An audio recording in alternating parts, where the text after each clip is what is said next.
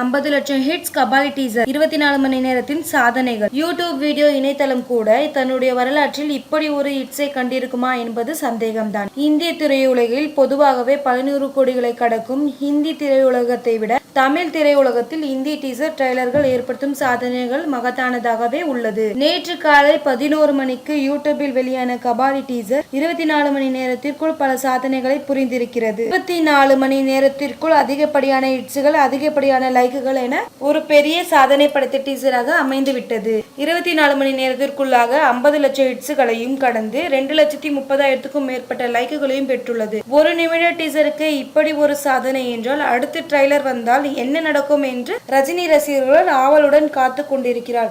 மேலும் பல சுவையான சினிமா செய்திகளை அறிந்து கொள்ள சினி ஸ்கொயர் சேனலை சப்ஸ்கிரைப் செய்யவும்.